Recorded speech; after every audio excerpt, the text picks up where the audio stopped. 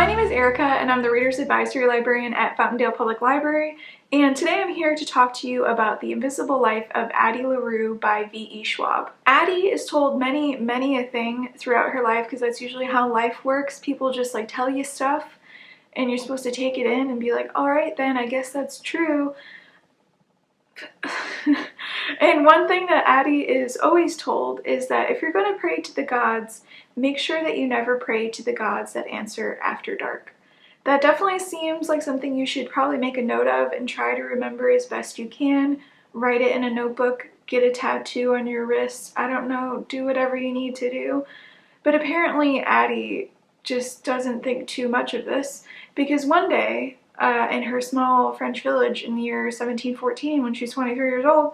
That's a lot of dates to remember. I hope that you're proud that I remembered those, because I am. So anyway, she's supposed to marry this guy. She doesn't really know. She's not too thrilled, but in her time that's expected of her, and all she really wants from life is to live her own life. She wants to have her own adventures, and she doesn't want to belong to anybody.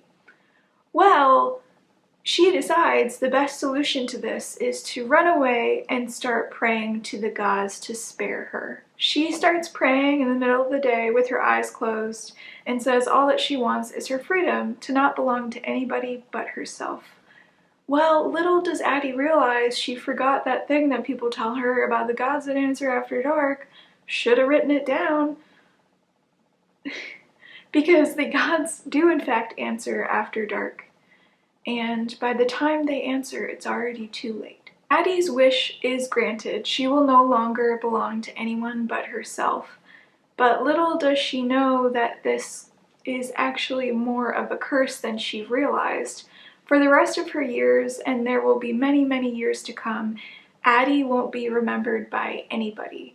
Not anybody in her family, her friends, her village, not even strangers on the street. They'll forget her in moments. And she has to live the rest of her life that way. True, she doesn't belong to anyone, but that's not really a great way to live, especially when you have to live like 300 years. Doesn't sound too great. So she spends the next 300 years of her life this way, until one day, randomly, she comes across a boy in a bookstore who, for once, actually remembers her. To learn more about what happens to Addie and this mysterious boy that she meets, check out The Invisible Life of Addie LaRue by V.E. Schwab by going to our catalog at fountaindale.org.